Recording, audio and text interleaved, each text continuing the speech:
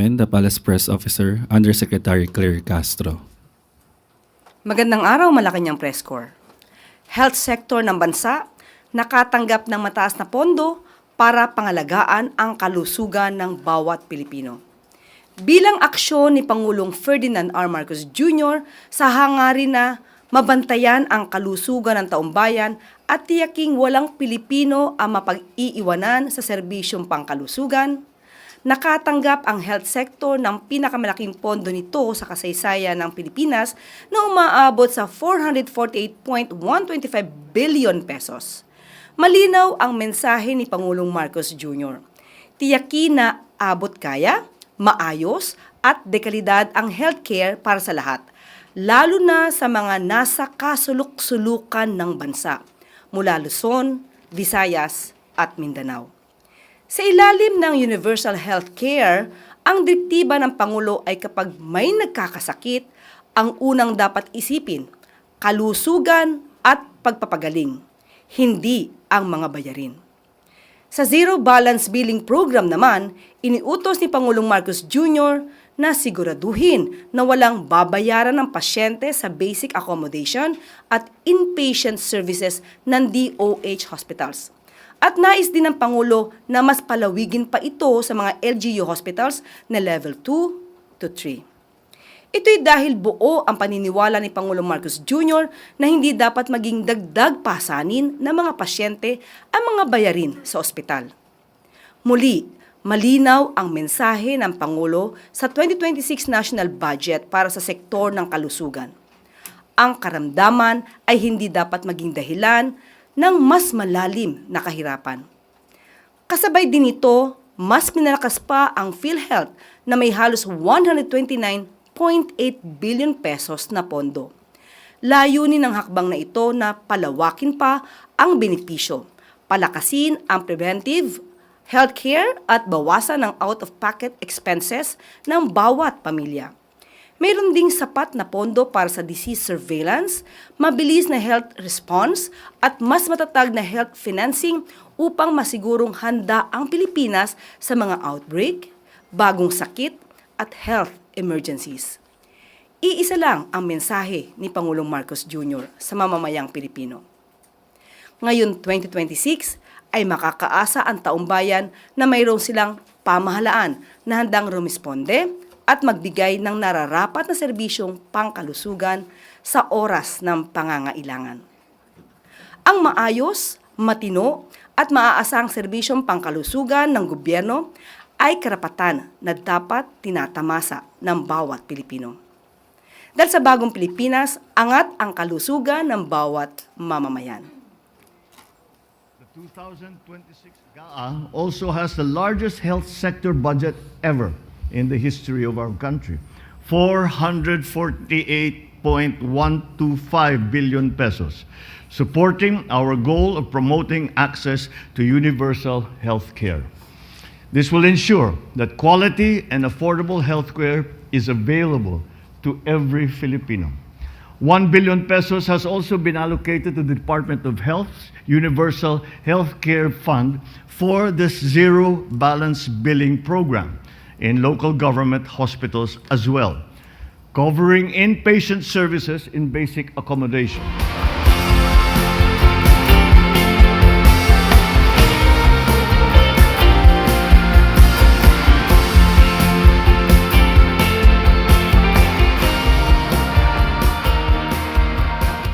Ngayong araw ay makakasama natin sina Health Secretary Dr. Ted Herbosa at PhilHealth President and CEO Dr. Edwin Mercado upang talakayin ang mga dagdag na serbisyo at benepisyo na mas pinalakas na health sector ng bansa.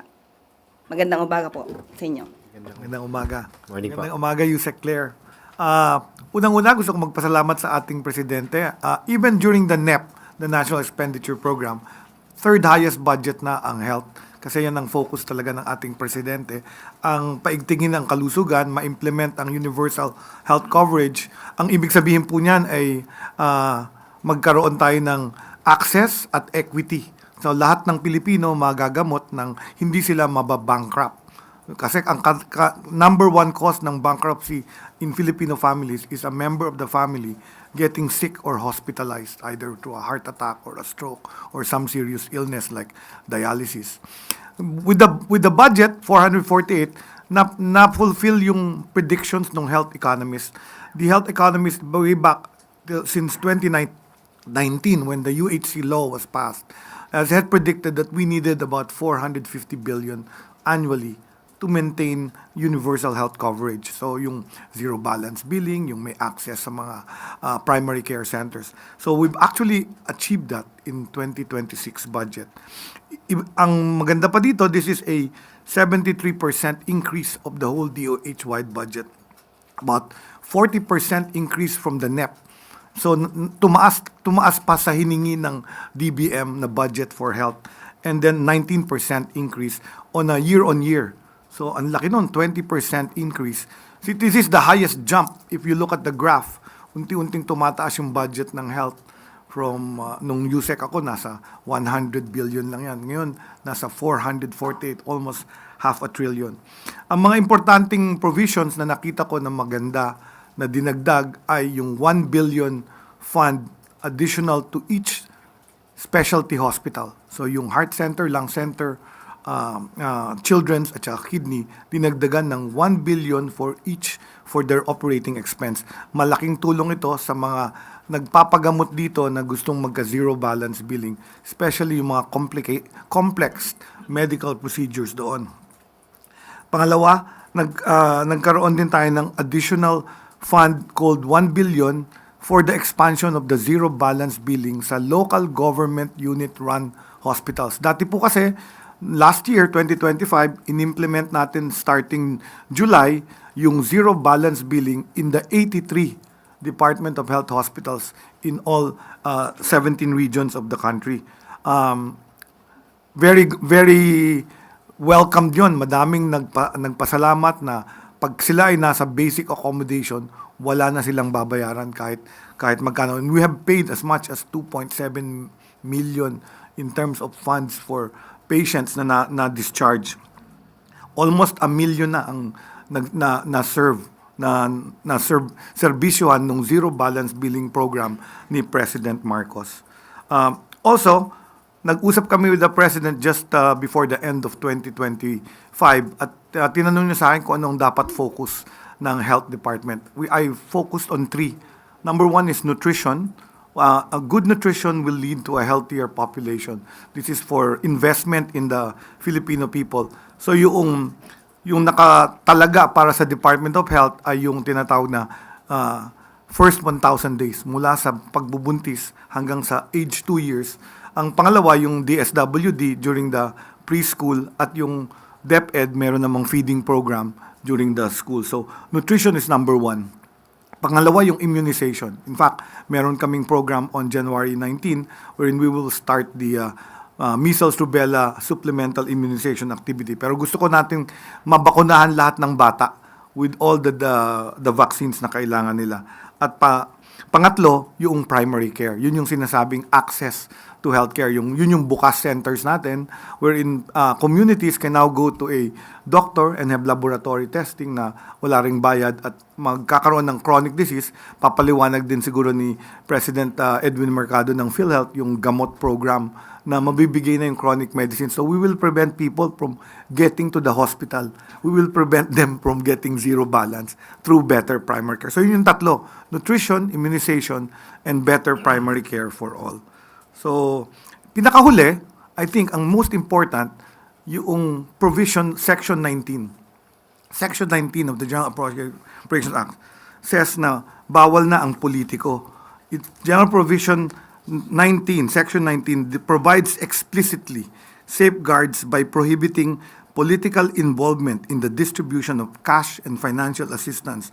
And this ensures that programs such as the MAIPIP or the Medical Assistance for Indigent and Financially Incapacitated Patients and the Zero Balance Billing are implemented strictly by the authorized government personnel free from political influence, branding, and intervention. Yun akong pinaka-happy. And ang sabi nga sa akin, yun daw yung anti-EPAL provision of the General Appropriations Act. With that, maraming salamat. I'll pass the microphone to our PhilHealth President and CEO, Dr. Edwin Mercado. Salamat, Sec Ted. Magandang umaga po, Yusek Claire, ang ating malaking press corps. Magandang umaga po sa ating lahat. So, ako po'y humaharap muli sa inyo pagkatapos po ng 11 buwan. At gaya po nung naulat ko nung Pebrero, nung ako po'y unang tinalaga, ay sinasabi ko pong bilang isang manggagamot, tinitingnan ko po ang PhilHealth bilang isang may sakit. At nung nakaraan pong 11 buwan, ay medyo po diniagnose na natin at inalam kung ano po yung mga potential na lunas. Ngayon po ay babahagi ko po kung ano po yung mga natuklasan nga natin. Una po, tinukoy natin na ang tunay na pangangailangan ng taong bayan. Inaral po namin yung mga claims po ng ating mga membro at tinutukan po natin yung tinatawag na catastrophic conditions na nakakaubos po ng kita ng ating mga pamilya. Ang katunayan po, ang pruweba, ay meron po tayong 76% increase doon sa ating benefit payment mula ng 164.32 billion noong 2024 buong taon ay tumaas po ito ng 76% to 289.26 billion as of December 2025. Ang tanong po ay sapat po ba ito? Malinaw po, hindi pa po. Malayo pa po tayo. Kailangan natin ng malaking coverage, hindi lang po sa halaga, pati po dun sa access points. Kaya hinihikayat ko nga po yung ating mga providers, both sa DOH, mga local government units at private hospitals, na mag-align po dun sa aming mga programa. At dahil po nagbabayad na kami ng mabilis ngayon, I think maganda rin po yung response ng private sector na nag-affiliate na po at na-accredit dun sa aming mga Z-benefit package programs. Sa usaping halaga, inihahanda na natin ang landas tungo sa DRG-based global payment. Ito po yung bayarin o pagbabayad, method of payment, na kinukonsider po yung mga comorbidities o yung complication ng isang sakit. Ngayon po kasi pagka nagbigay ng diagnosis, pare-pareho po yung binabayad namin base po dun sa diagnosis lang. Hindi ho base kung ito ba ay may corresponding na diabetes, hypertension, other complications, kung ito ba ay matanda, bata, kung ito ba ay nangyayari sa isang lugar na talagang hikahos o gida areas. So yung pong DRG natin, magkakaroon na po yun ng computation to, parang bigyan po ng mga additional compensation po yung mga variables na isahad ko kanina. At gaya po ng paulit-ulit yung sinasabi, marami pa rin hindi nakakaalam ng mga benepisyo ng PhilHealth. Isa na po ito sa pagbabagong ginagawa natin. Dati po kasi launch and leave ang sistema Pagkatapos po ng trabaho ng pagdatala ng circular, halintulad ng Z-benefits, na noong pong unang nilatag ang Z-benefits, almost 2 years po bago po nagkaroon ng initial payment or initial claims. Ngayon po talaga, naglagay po kami ng boots on ground na talaga pong maghahalagulad ng mga hospital at saka mga clinics, lalo na po itong yakap. At ito po ay in-approve ng board na may mga dagdag po tayong mga tao dito. Ngayon nga po ay end-to-end rollout na tayo.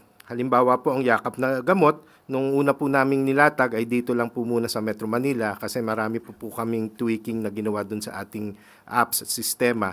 Pero naipaiksi po namin ang payment terms into 15 days. Kaya marami na pong pharmacies ngayon ang nag-i-engage at lalong-lalo na start of year, maganda po ang response lalo po ng mga chains po natin. So hopefully po maipahatid po namin yan sa inyo sa maiksing panahon. Ito po ang pagkakaiba. Hindi nagtatapos sa launch. We are proactively engaging providers and members at umaasa po kami na ngayon nga pong early first quarter of this year, habang dumadami ang providers na sumasali, lalong mararamdaman ang benepisyo ng yakap at gamot. Kasi yung nga po yung direktiba ng ating mahal na presidente na ipaubot sa ating mga pasyente down to the ground level yung aruga ng ating pamahalaan. Pangalawa, pinabilis at pinasimple na natin ang sistema ng pagbabayad. Ngayon nga po, mula nung 40 to 60 days ay naibaba na po natin ng 22 days.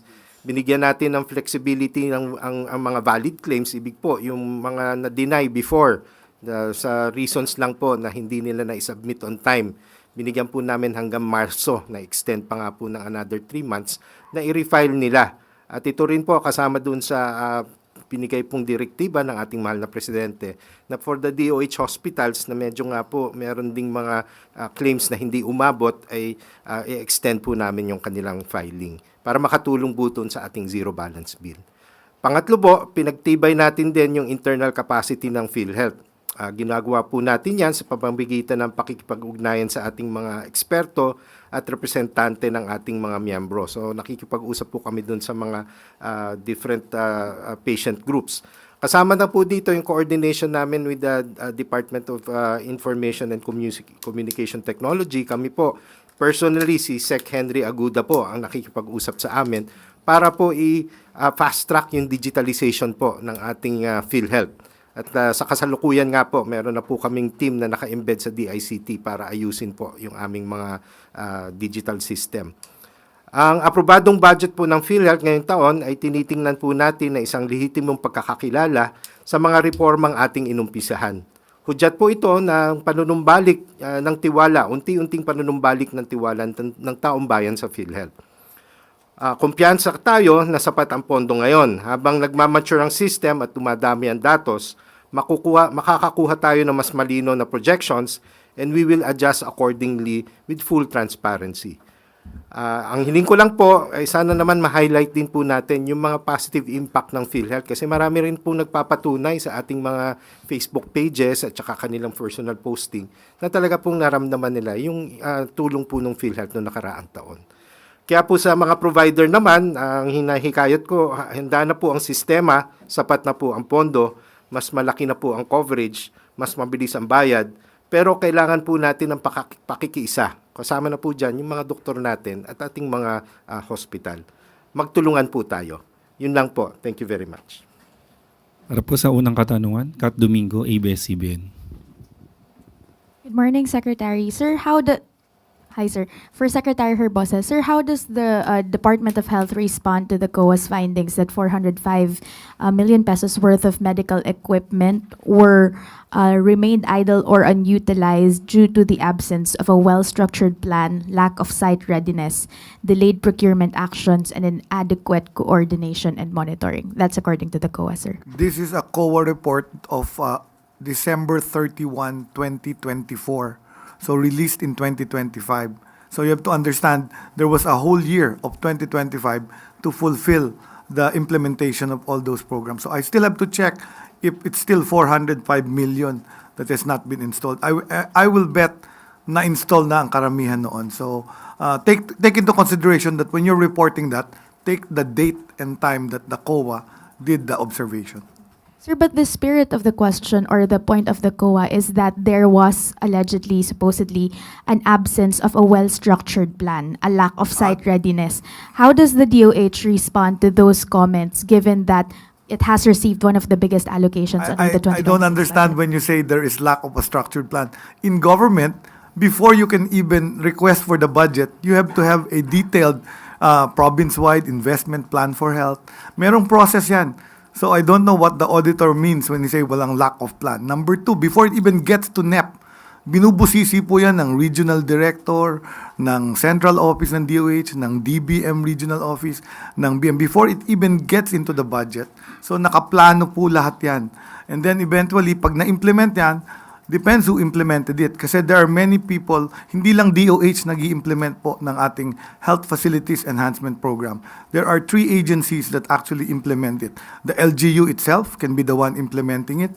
The DPWH can be the one implementing it. The regional office can be the one implementing it. So depending on who is implementing it, there can be some delay. And then there are different contractors. Iba-iba yan. Merong mabagal, merong nag-walk away, merong delay in one part, delay in the construction. Of course, kung na-delay yung construction, hindi mo ma-install yung equipment kasi hindi pa tapos yung facility. So you need to finish the facility or, terminate the contract and get another contractor to finish it. So talagang may problems. Those are actual problems in government governance. Talagang hindi yan masi-zero. That will always happen. And that's why you have officials to run and manage this. So you have to check. So when you report that, my suggestion to you is to look first what has happened to it in the year 2025 because that was a 2024 COA audit observation. And sir, based on the findings of the DOH, what happened to it? What do you attribute the biggest bottleneck? What is the main culprit for the misdelivered or the misuse or the according to the COA? So I will tell you, I will give you back, I will get back to you, and I will look at that 405 million that they're claiming, and I will tell you how much of that has already been installed or completed in 2025. Yun ang dapat hinanap nyo. Sir, yun nga po hinahanap namin sa inyo ngayon, sir. Wala po kayong data with regard to the update on Well, this I'm one? here to discuss the budget. If you want, I can go back to you. I will give you a report on the 405. Sir, last na. But initially, sir, bakit po hindi na-roll out as it is on 2024 itself? Bakit po kailangan pa natin maghintay ng 2025 for it to be rolled out? What do you think is the biggest problem in the system that needs to be addressed immediately? You're wrong, no? When a budget is released, it has a 2-year cycle. There is what's called continuing appropriations. When it is released, there are many reasons. Sometimes the money is not released to us. Sometimes the money is not available. So the money is released in the latter part of 2024. So sometimes the implementation happens in 2025. So dapat you should understand that that's how it's happened. So it's not a negative thing. It's a good thing. That's why COA monitors whether we complete the money or not. For your information, I returned only about 800 pesos of the 2025 budget. That means we already obligated a lot of the money. In 2024, we returned, I think, 800 million. So malaki yun. So there's a lot of improvement from 2024 to 2025. Susunod na katanungan, Clay Perdilla, PTV4. Good morning po, Secretary Herbosa. Sir, nabanggit nyo kanina mag-expand na po sa mga LGUs yung zero balance billing. How many LGUs will benefit from the additional 1 billion allotted for them? At saan po yung mga lugar na priority area? Salamat po. So that's a good question. We only have 1 billion to support the local government, but local government hospitals are a lot. In fact, mas marami siya kaysa sa DOH hospitals. For the level 1 hospitals, ang feeling namin, kaya na siya i-support nung increased benefits of PhilHealth. So, alam yun ng mga local chief executive. But for LGUs that have level 2 and level 3 hospitals, ito yung mas complex procedures and higher cost of care. Sila yung gagamitin nating pilot. And then we have actually selected provinces that have actually fulfilled their commitments to universal health coverage. And these are yung mga Sarangani, Laguna, Aklan. So there are about 5 of them. Pa-prioritize ko sila. Number 2, we are also trying to prioritize LGU hospitals that are in provinces that have no DOH hospital para magkaroon ng zero balance billing yung provinces na yun. So may mga criteria kaming isusulat on how to spend the 1 billion. For the rest of the LGUs, pwede pa rin namin silang tulungan per patient basis through the MAIPIP. So ang mangyayari dito, I will ask my medical center chiefs to have a memorandum of agreement with an LGU hospital, and ipuno yung DOH hospital, papalipatin namin sila sa LGU hospital, pero sasagutin namin zero balance yung pasyente doon. So the fund continues to support our Filipinos na magpapa-basic accommodation. Sunod, Samuel Medinilla, Business Mirror. Good morning po. Magfa-follow up lang po kami regarding po dun sa MAIF guidelines na na-announce po kahapon. Kailan po kaya natin expected ma-complete yung guidelines? So I expect to have the guidelines by the end of the month or by February, mid-February. So meron na kaming basic principles and a working draft. As of now, MAIP will be following the existing 2025 IRR, Implementing Rules and Regulations. So yun muna ang susundin ko until masulat namin yung current for the 2026. I-clarify ko lang po. So, sa ngayon po, until malabas yung guidelines, i-accommodate pa po muna natin yung mga existing referral letters from some politicians po. Yes, kasi 2025 pa yun eh. That's still a 2025 fund. Hindi pa yung 2026 fund. So yung IRR will be used for the 2026 fund. May projected na po kaya tayong transition period? Halimbawa, malabas na yung IRR kung hanggang kailan po natin i-accommodate yung mga previous letters? The moment we have the new IRR, it's immediately implementable. There's no transition. Tapos last na lang, usually po, ano yung average na number of referral letters na natatanggap ng DOH for MAIF po? I don't have that figure. We don't count the referral letters. Basta we have the funds, we actually assist the patients. Thank you po.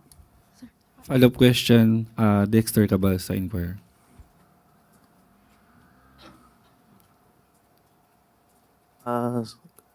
Good morning po, Sec. Mag-ask lang po sana if what brought the change of position ng DOH regarding po sa MAIFIP. Kasi if we remember, parang... Change in position? Yes What po, position? parang sabi po What ng position to DOH, the previous position? position for the sa MAIFIP. Anong position yun? Kasi parang by July or early last year, parang gusto po sana ng DOH is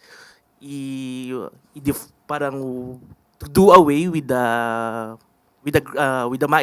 MAIF and Sino nagsabi niyan? And the guarantee letters, and ang gawin po ay To do away with guarantee letters. Yes, and But directly we really do fund not use PhilHealth. guarantee letters. The DOH does not use guarantee letters. We only give guarantee letters to private hospitals that we have a MOA with. But other than that, we don't use guarantee letters.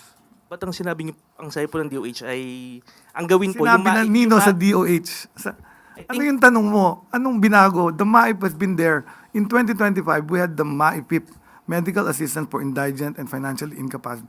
Meron siyang implementing rules and regulations. ang gawin po ay parang yung PhilHealth, sa PhilHealth na lang po ibigay yung funds for the Hindi MAIF. yata DOH nagsabi niyan. Hindi yata DOH nagsabi niyan. Some other health advocates are the ones pushing for... You see, what happened is, the MAIP, when it started, was called MAIP, Medical Assistance, MAP actually when it started, was because PhilHealth was so low. The support value of PhilHealth. That's the history of the MAIP. So the legislators decided to put the fund in the DOH to help support indigent patients para no balance billing. The old program was called no balance billing. The MAIP was started for no balance billing of indigents. Pas na-expand yan. But today, we're already expanding PhilHealth benefit packages. So there's been no change in position. The two support each other. We are able to do zero balance billing because we have PhilHealth, we have MyPIP, and then we have the MOOE. Yan ang reason na people feel ang zero balance billing. So wala kaming change na position. Follow-up, Kat Dominga. Sir, same topic. Sir, just to clarify, baka po kasi yung I know you're in the process of drafting the IRR, the new IRR. Pero sir, ang mga normal Filipinos ba, ordinary Filipinos, papayagan pa rin po ba silang kumuha ng guarantee letters from politicians considering that the DOH has already said na hindi naman talaga kailangan yung mga GL? Excuse me, hindi DOH po ang nagsabi yung mga mambabatas. Sila naglagay sa batas. And I will read the provision sa inyo para malinaw tayo para hindi tayo nagkakalituan. This is what Section 19 says. Prohibition on political involvement in the distribution of cash and other forms of financial assistance. All cash assistance and other forms of financial aid distributions shall be conducted exclusively by the authorized government officers and personnel or accredited partners. No public officials holding elective position, yung binoto, electoral candidates, politicians, political parties, and any of their representatives, except for officials having direct administrative and executive authority over the implementing agency, shall influence, be present in, participate in, or take part in the actual distribution of any cash assistance and other forms of financial aid in the following programs: protective services for individuals and families in difficult circumstances, tulong panghanap buhay sa ating disadvantaged and displaced workers, medical assistance to indigent and financially incapacitated patients program, and other similar government financial assistance programs. No political signage, branding, paraphernalia, or activity shall be displayed or conducted within the distribution area. The national government agencies responsible for distributing cash assistance and other forms of financial aid shall establish, formulate, adopt, and enforce mandatory requirements, protocols, and reporting mechanisms to ensure strict compliance to this policy. The Joint Congressional Oversight Committee on Public Expenditures shall monitor agencies' compliance with the requirements of this general provision. So it is in the law. Sir, The law now, we have to follow the law. Secretary, Go to the government officials that need it. So if you want medical assistance for financially incapacitated patients, you go to the medical social worker in the hospital, you go to the hospital director, you go to the regional hospital director if you're in an LGU hospital or in a private hospital. Sir, I think what needs to be clarified kasi yung iba pong mga tao, pumipila sila sa opisina, not at the distribution site, pero dun sa opisina ng mga politiko, regardless if they are lawmakers, governors, or what have you. Hindi na po ba i-honor ng kahit anong hospital? Magkakaroon po ba ng directive clearly na hindi na mag-honor ng guarantee letters from any politicians? Talaga to kung magtanong loaded. You know, constituents are free to ask assistance from their elected officials. But do they need a guarantee letter from them to get assistance? No. They can go straight to the Department of Health, and we will help them if they need help. And if we have the funds, we will provide the funds if they are qualified to get the funds. Sir, if that's their option to get guarantee letters, will the DOH still honor those letters? The law actually prohibits a guarantee letter. It Yung law basically distribution lang, hindi yung mismong letter. It's vague on the giving, on the handing out of GLs. So I talked to Senate President regarding this. Of course, if you write me a letter and you want someone, the DOH, to help your constituent, we will help them. Hindi siya GL. That's a request. That's a request. Sir, so may discretion pa rin yung mga politiko. Hindi. What discretion? What will happen to the discretion? It's very clear in the batas. So very clear yung batas, and we will follow the law. As an executive branch of the government, we will follow what the legislators put.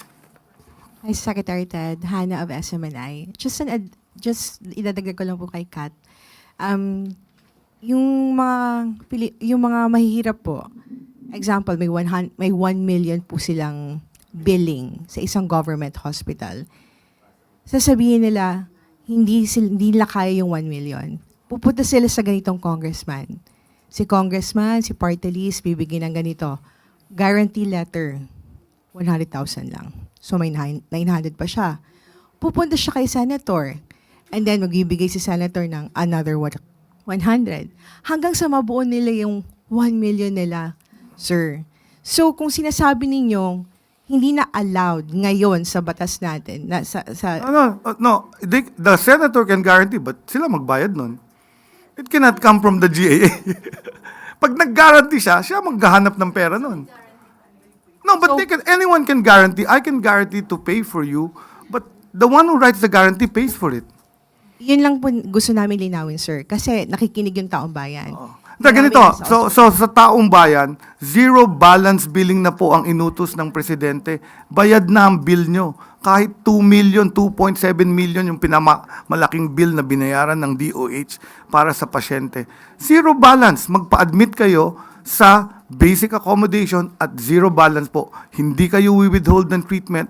Treatment will be given to you. Secretary, So, zero balance billing na tayo since July of 2025. So number 1 yon. Kung ikaw ay nagpunta sa private hospital, talagang may babayaran ka. Kasi nag-private ka eh. You have to pay for the doctor, the room, the medicines, because you went to a private hospital.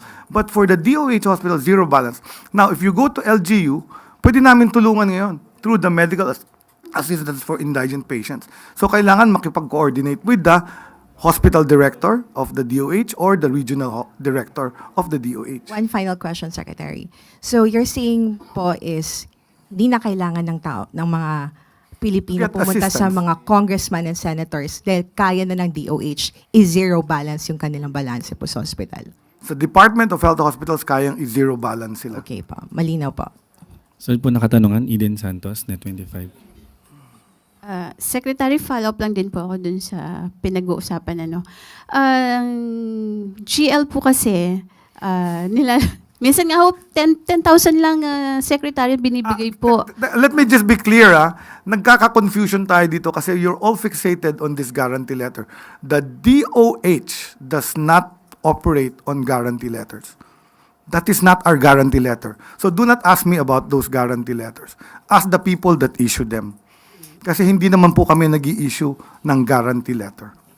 Pero po yung mga ospital, pwede nilang tanggapin yung mga guarantee letters from the congressmen, senators.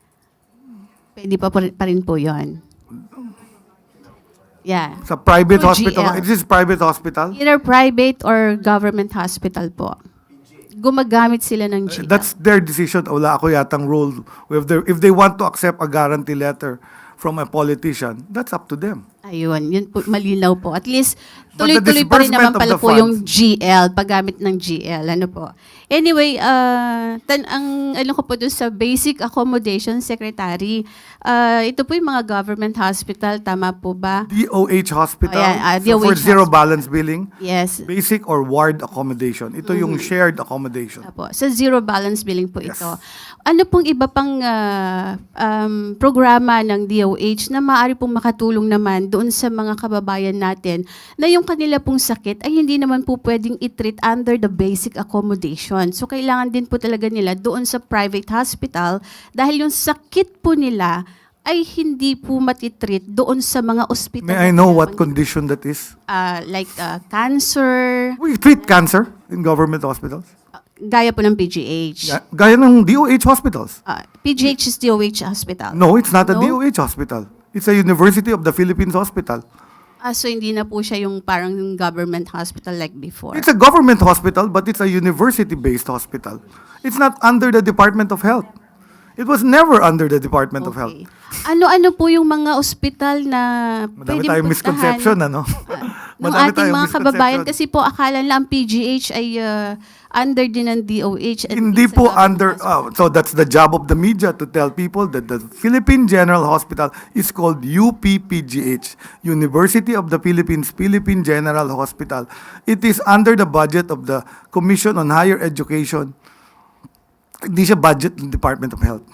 So ano-ano po yung mga ospital na ito para po yung mga kababayan natin, alam na nila kung saan po sila pupunta para sa zero balance billing. Ang matagal na po nating inanunsyo, nasa website po ng Department of Health ang listahan ng DOH hospitals sa lahat ng region ng Pilipinas. Dito po sa Metro Manila na lang po. We para have yung- 22 in Metro Manila. Do you want me to enumerate them? Pwede naman po para mas... I'll just send you the list of Okay, the sige 22. po. Okay. Sa PhilHealth po, yun pong 60 billion pesos na isosoli po sa inyo sa ilalim po ng 2026 General Appropriations Act ay naisoli na po ba or kailan po ito maisosoli? So, bago pa po na isama doon sa ating budget yung 60 billion, ay naglabas na po ng direktiba ang ating Pangulo na ibalik nung September. So, yun naman po ay pinakinggan ng ating mga mambabatas at sinama na nga po doon sa ating GAB before po na enact as GAA.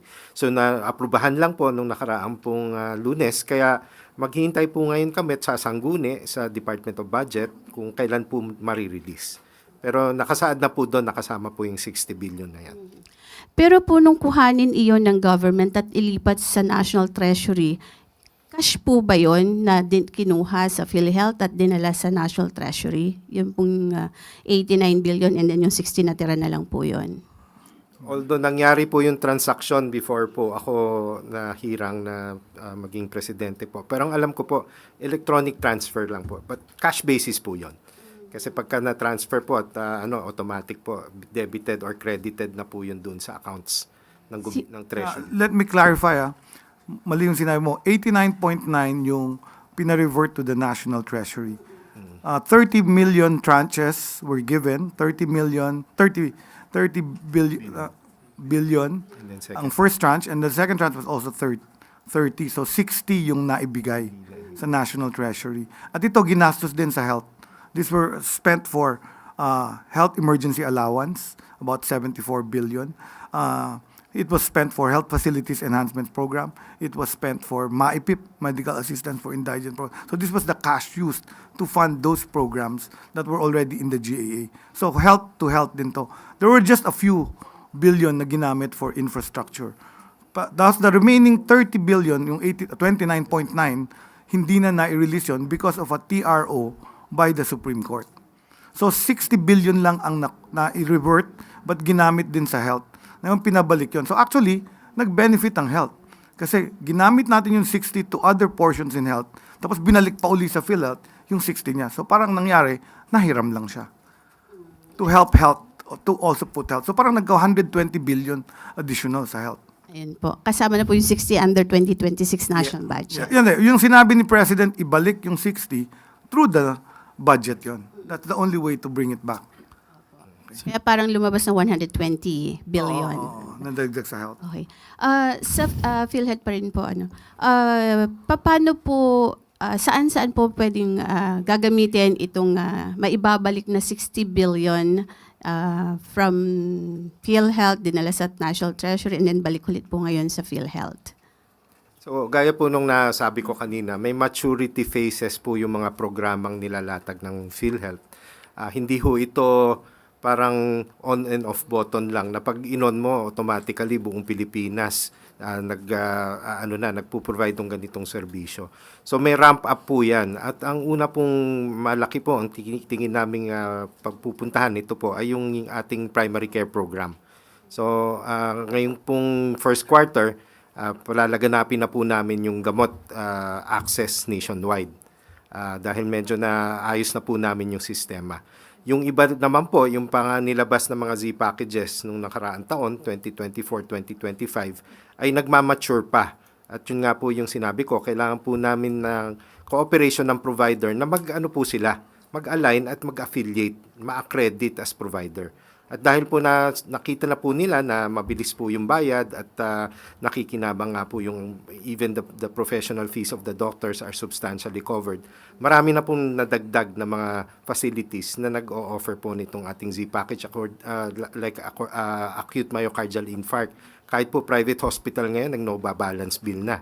Kasi nakikita po nila yung iba pong pasyente lumilipat na ng ibang hospital. So yun po yung market pressure na pati yung private hospital nag-i-engage na. Yung iba naman po ay mga dagdag pong benepisyo.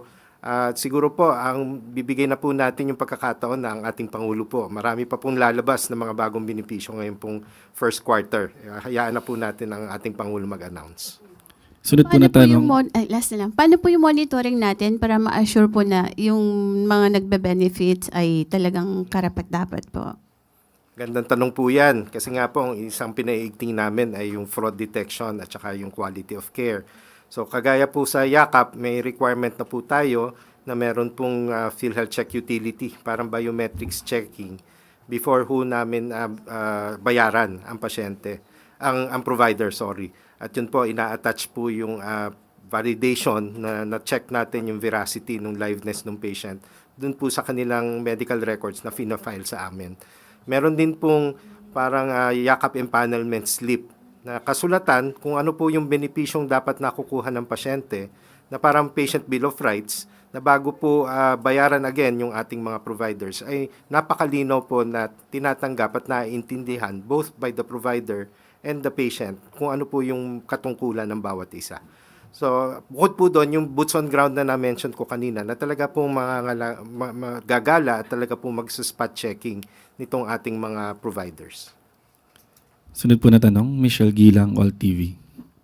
Good afternoon po, SecTed. My question is a different topic. We are aware of a surge of super flu cases in the United Kingdom and in the US. Given this risk of super flu, what is the Department of Health doing to protect Filipinos from this? Okay, so flu is a seasonal infectious disease. Actually, we've detected the super flu here. Since we reviewed our Epidemiology Bureau's surveillance of flu cases, and we've actually detected about July-August about 17 cases that were determined to be of the new subclass of the super flu. All of them have recovered. So as you very well know, flu is a self-limiting illness unless meron kang medical condition, may cancer ka, may elderly ka. So we still recommend the use of the flu vaccine. Although yung super flu, yun yung sinasabi nila, it is able to avoid the flu vaccine. So kaya nga mas maraming serious conditions in North America and the UK where there is winter. So malamig na malamig kasi doon ngayon. So mas matindi yung flu cases nila. Our flu season actually is during the rainy season sa Philippines. So iba tayo. We have in our vaccine actually carries that influenza A, the Southern Hemisphere vaccine. It contains that vaccine. So As long as makapagpa-vaccinate yung high risk, if you're a young individual, you get flu, the same precautions, public health precautions. If you're sick, stay at home.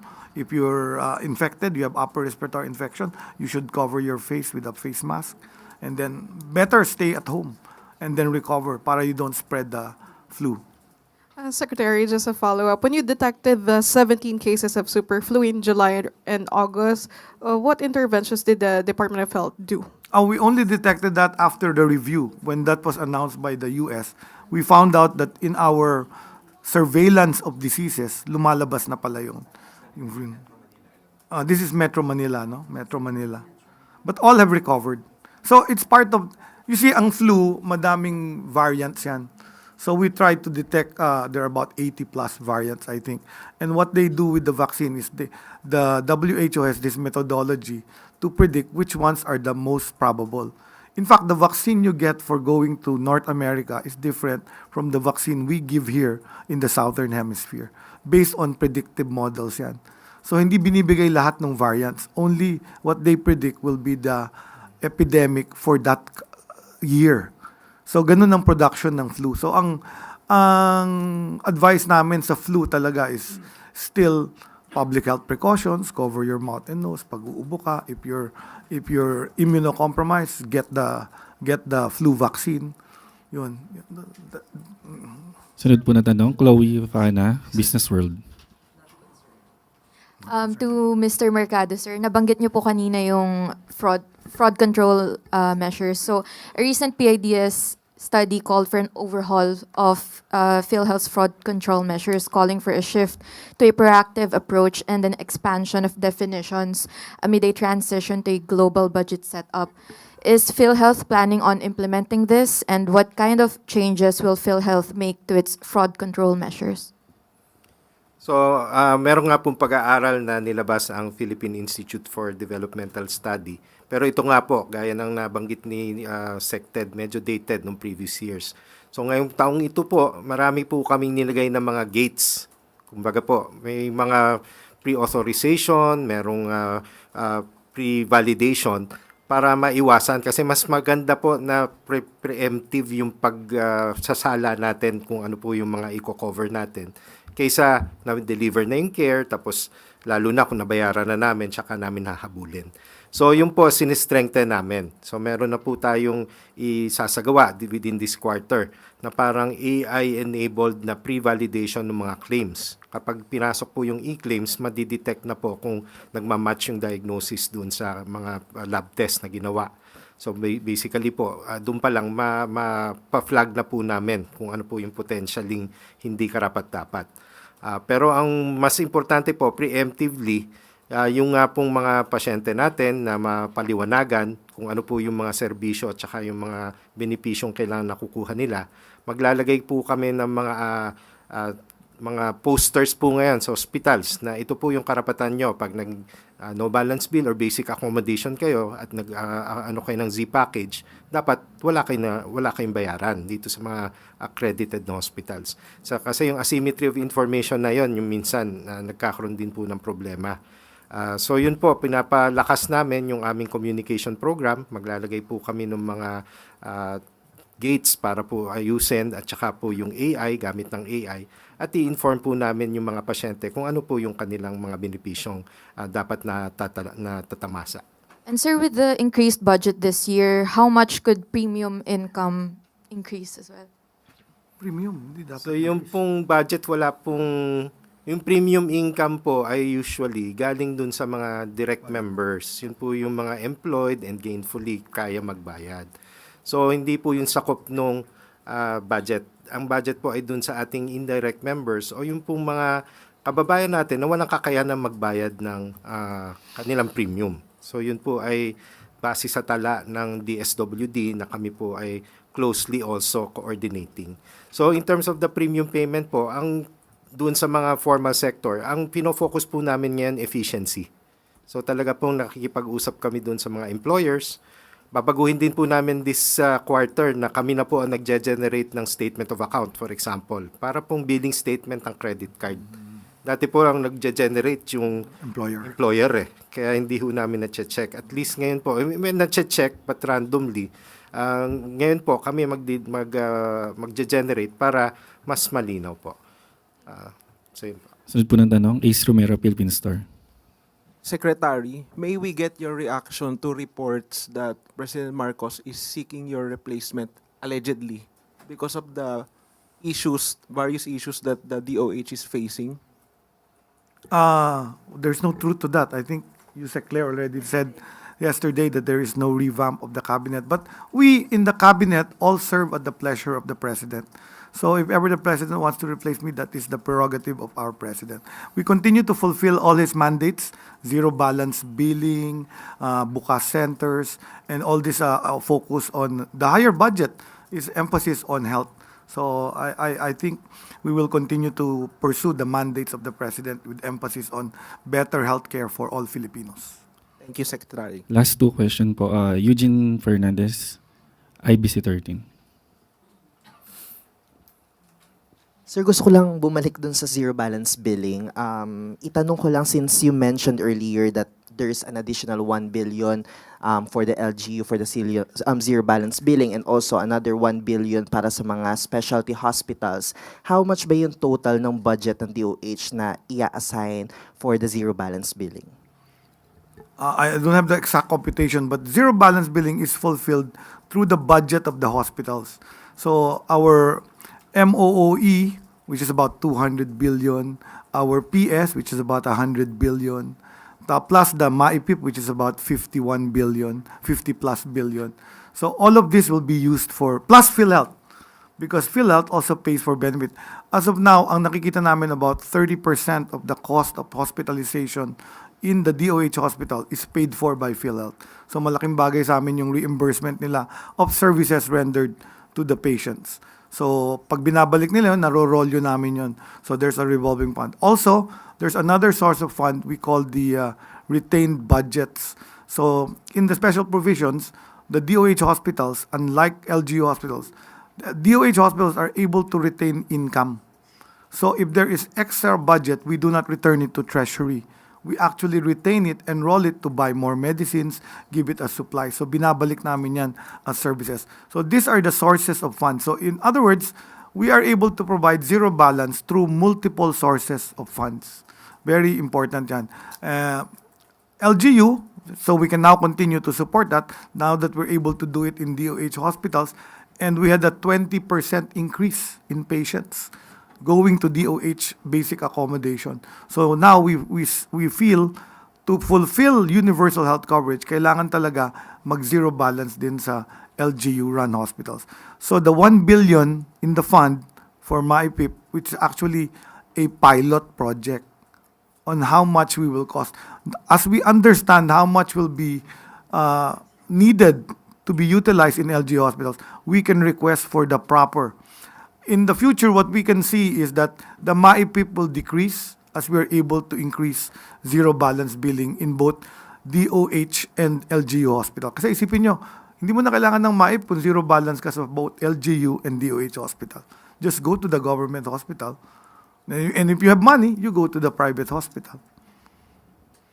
So, gusto ko lang di ba i-clarify naman yung sa MAIP? Kasi since you mentioned earlier na parang you encourage people to go directly to DOH para humingi ng, request letters, guarantee letters, or, hindi nyo naman po sinabi na guarantee letters, na para sa mabawasan or mapababa yung kanilang gastusin. Gusto ko lang itanong, sir, so bawal sa private hospitals, na mga na-admit sa private hospitals, dumiretso sa inyo to ask for assistance? So in the IRR that we're drafting for the support fund to LGU hospitals, sa MAIP, we are going to use basic accommodation and semi-private. Pero kung naka-suite room ka at single room, palagi ko hindi ka qualified to use medical assistance fund from your tax money. Tax money niyan. I will use it for people who are siguro nagpa-admit sa basic accommodation in the private hospital. So 10% of private hospitals are supposed to have basic accommodation. So we can support that. PhilHealth will pay for part of the case rate, and then we can also support that. So yun yung isang methodology namin on the excess capacity. Pagka napupuno na ang DOH hospital, I told my hospital directors to have an agreement with the nearby private hospital who are willing to take in our patients for admission para ma-admit, and then we will support it with zero balance support fund. And last question na po. Itanong ko lang, since we are drafting the new IRR for the MAIF, aren't we considering to, since we are asking about yung bawal yung EPAL, yung mga politicians, pagdating sa pagbibigay ng medical assistance, on banning yung mga request nga from politicians na ibibigay sa DOH para mabigyan sila ng medical assistance through MAIF, ayaw nyo ba na parang i-ban mga bagay? We follow the law. The law says bawal yung mga signages and everything. We will follow what is written in the law. So the IRR cannot be more than the law. It's only what the law says, and then we will just elucidate yung details of how it will be implemented. Kasi sir, parang I asked that question kasi nga kanina, we are still standing. Kasi yung mga tao madalas sila pumila. Can I interrupt you? Ang premise nyo kasi may GL pa rin. Wala nang GL because may zero balance na eh. The reason we put up the zero balance billing is so that wala na, hindi ka na dadaan sa politiko. And I've met some of the patients, I've gone my rounds in DOH hospitals. Hindi sila dumadaan sa politiko, dumidiretso sila, pumila sila sa outpatient department ng hospital namin at nagpa-admit. May trabaho, narinig nila yung zero balance at wala silang binayaran nung naoperahan sila at nakauwi sila. So, as long as we inform people na zero balance billing na po sa basic accommodation sa DOH hospital, there is no need to go to an elected official. Thank you po. Last question, Ivan Mayrina, GMA 7. Secretary, you mentioned you were happy about Section 19. Dahil bago ho ito, pre-Section 19, what was your experience as Secretary? And then how do you intend moving forward to insulate the DOH and follow this Section 19? Since it only says that politicians are not allowed to be involved in the distribution, but that doesn't prevent them from writing you request letters or whatever letter, hindi lang tawag siguro guarantee letter. My thinking is that with the zero balance billing policy, there is less need to go to an elected official for healthcare. That's the concept of the executive department saying na we will provide the assistance. You give the money and we will provide the healthcare. So gusto mong magpa-opera sa heart center, we will help you get admitted in a heart center and be operated on kung kailangan ng operation. So there is no need to go to an elected official if you have a medical problem. If you have a medical problem, you go to a government hospital and the government personnel there will take care of you.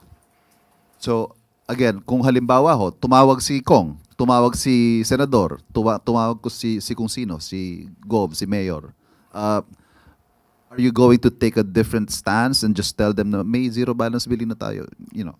No, what we will do is to help their patient. If they have a patient that requires patient navigation. So you're now going towards what is called patient navigation. And I need the media's help because the healthcare is very complex. Pag kayo nagkasakit, di nyo alam kung saan pupunta eh. Di ba? Kung may condition ka, masakit ang buto mo, balakang mo, may kidney, you don't know where to go. So some of these people, ang kilala nila is the elected official. So they go to the elected official. So I'm trying to change that with my Public Health Promotion Bureau to try to inform people. May show nga ako eh. Every Saturday, I talk to the people to explain about diseases. If people know how to get healthcare, they wouldn't go to an elected official. They would go straight to the doctor. They would go straight to a Buka Center, straight to a DOH hospital, straight to the heart center. So, ang key is I think our problem is health literacy. Many of the Filipino people do not know what to do when they get help.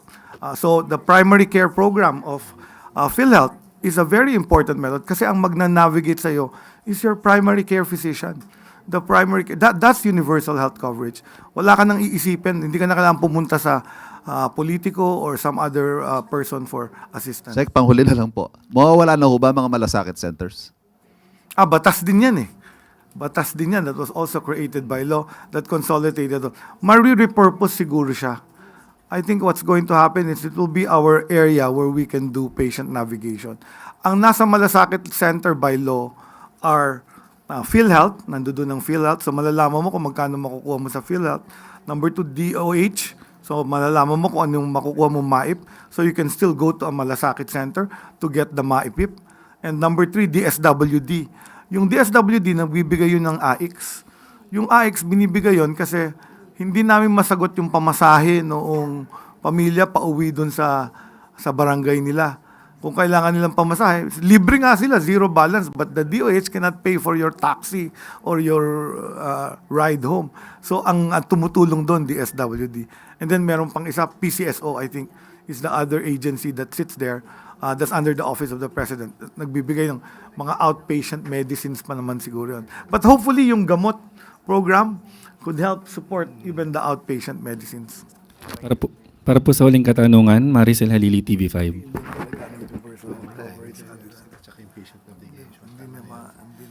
Hi sir, Secretary, yung sa akin para for the record lang po. About the super flu, the DOH does not find it concerning, or at least how alarming is this? Not alarming, but there is a new variant out there. So I think the warning I will give is for Filipinos that will travel to the temperate countries, that will go to North America, to the UK. If you're going there, be knowledgeable that there is a spread of super flu in that area. Maybe get the Northern Hemisphere vaccine. That's my best advice for them. Kung magta-travel kayo, bibisita kayo sa kamag-anak nyo sa malamig winter places, get the shot. The Northern Hemisphere shot, not the Southern Hemisphere shot. Sir, last, I do not know if this is covered, if this is under DOH, but there are reports na meron daw mga people deprived of liberty na nagkakahawaan ng tuberculosis inside the Lingayen Provincial Jail. I don't know if this is under DOH or LGU. Ang intervention ba and assistance should come from DOH? Paano po yung pwedeng? We can assist, no? Lingayen, that's in Pangasinan. So we will assist. We've done that in Metro Manila, sa Manila City Jail. Nagkaroon tayo ng outbreak of tuberculosis and we started diagnosing and treating them. So we have the methodology. So what we can do is mag-coordinate lang siguro yung BJMP with our regional office. We have a hospital in Dagupan, yung Region 1 Medical Center. We can help that Lingayen. Immediately after this, I will call my kaka-retire lang pala ng regional director ko sa Region 1, the OIC for Region 1 to help Lingayen Jail. Lingayen Jail. Yeah, so this is our problem with the PDLs. They are in confined spaces and as you very well know, maglagay ka ng isang TB patient dyan, magkakahawahan talaga because of the congestion. So we need to diagnose them and separate the TB patients. Maraming salamat po. That's the last question, Yusek. Thank you very much. Secretary Ted Herbosa and PhilHealth President and CEO Dr. Edwin Mercado. Papasalamatan din po natin. Nandito po si Dr. Ana Renolayan, ASEC, of course, Dr. Albert Domingo, and Director Tina Marasigan. Thank you very much po. Thank you very much, Yusek. Maraming salamat po. Okay. Thank you. Salamat sa inyo. Zero balance na. Huwag nyo nang problemahin yung GL. At bago tayo magtapos, Masyadong sikat yung GL. PNP at DILG tiniyak na puspusan ang preparasyon para sa pista ng Poong Nazareno. Alinsunod sa direktiba ni Pangulong Ferdinand R. Marcos Jr. na panatilihing payapa at makabuluhan ang idaraos na traslasyon, nakaalerto ang puwersa ng PNP, DILG, at ibang ahensya ng gobyerno upang siguruhin ang kaligtasan ng mga dadalo sa nasabing kaganapan. Ayon sa tala ng pulisya, aabot sa 18,212 uniformed personnel ang idideploy sa mga lokasyon na pagdarausan ng pista ng Poong Nazareno. Makakaasa sa increased police presence and visibility ang mga debotong lalahok sa traslasyon, lalo na sa 3 major areas. Sa Quirino Grandstand, sa buong ruta ng daraanan ng prosesyon, at sa Quiapo Church na huling destinasyon ng imahe ng Poong Nazareno. Ipinag-utos ni PNP Chief Police Lieutenant General Jose Melencio Nartates Jr. sa mga tropa ng kapulisan na maging alerto, mahinahon at makatao sa pagsiserbisyo sa kapwa Pilipino. Para din sa dagdag seguridad, magpapatupad ng no-fly zones ang PNP malapit sa pagdarausan ng traslasyon habang may cellphone signal jammers din bilang additional preventive measure. Nagpaalala naman ng DILG sa mga lalahok na maging alerto at iwasang magdala ng mga matatalim at nakakasugat na bagay, mga paputok at pyrotechnic devices, mga lalagyang babasagin at iba pang ipinagbabawal na kagamitan. Mahigpit ding ipinagbabawal ang pagdadala ng armas gaya ng baril alinsunod sa ipinapatupad na gun ban sa lungsod ng Maynila. Naway maging matiwasay, ligtas at makabuluhan ang selebrasyon ng Pista ng Poong Nazareno para sa lahat ng deboto. Noong nakaraang taon, umabot sa 8 milyong deboto ang limahok na mas mataas kumpara sa 6 na milyon noong 2024. Abot sa 18,000 pulis at force multipliers ang nakadeploy sa translasyon sa darating na Enero 9. Unang inanunsyo ng National Capital Region Police Office ang signal jamming sa bisinidad. Simula naman sa January 8 ay may mga kalsada ng isasara.